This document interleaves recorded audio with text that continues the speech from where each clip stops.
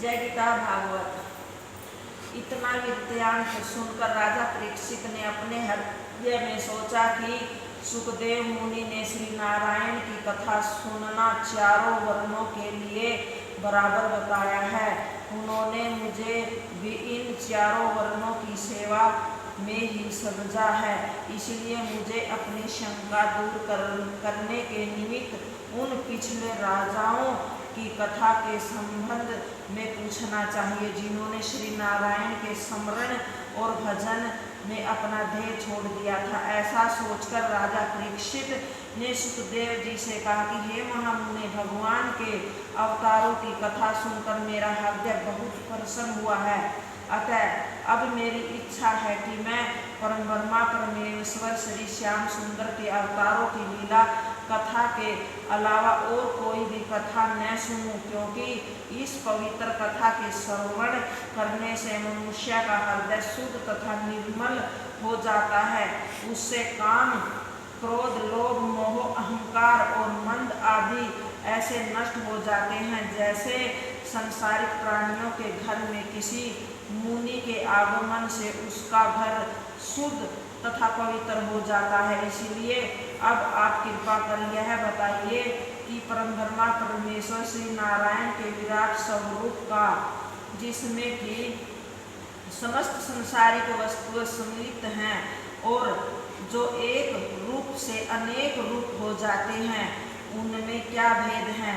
पिछले युगों में जिन राजाओं ने श्री नारायण के भजन में विलुप्त होकर अपनी ध्येय को छोड़ दिया था, उनका क्या विज्ञान है। समस्त तत्वों की संख्या, श्री नारायण की पूजन विधि, वेद का धर्म एवं स्वरूप, शास्त्र पुराणों का महत्तम, महाप्रलय का वृत्तांत, यज्ञ आदि की विधि, ब्रह्मांड और ऋषि मुनियों का वृत्तांत, प्राणियों के नरक से निकालने की विधि, पाप एवं अधर्म करने वाले की मृत्यु के बाद का परिणाम, संसार में कौन सा कर्म करने से प्राणी माया जाल में फंसता है, इसका वृत्तांत, किन कर्मों के कारण से मोक्ष प्राप्त होता है, इन सब बातों के विषय में मुझे बताने की कृपा करें। यह सुनकर सुखदेव ने कहा कि हे राजन, मनुष्य शरीर पाना बड़ा कठिन है। जो प्राणी मनुष्य शरीर पाकर भी श्री नारायण का स्मरण तथा कीर्तन नहीं करता, उसे पछताने के अतिरिक्त और कुछ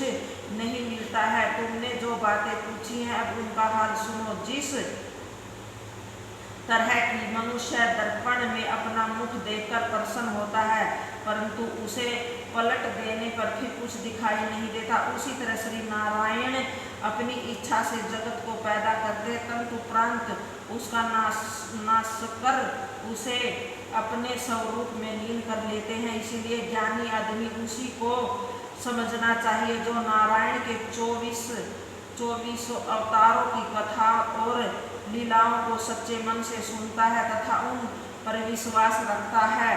चींटी से लेकर हाथी तक जीव में उन्हीं एक परमात्मा का एक सा चमत्कार जानकर किसी को दुख एवं तकलीफ नहीं देनी चाहिए। इतनी कथा सुनकर श्री सुखदेव ने राजा परीक्षित से कहा कि हे राजन, तुमने जो बात पूछी है, वही बात एक बार ब्रह्मकल्प में पितामह ब्रह्मा ने श्री नारायण से पूछी थी। जय गीता भागवत।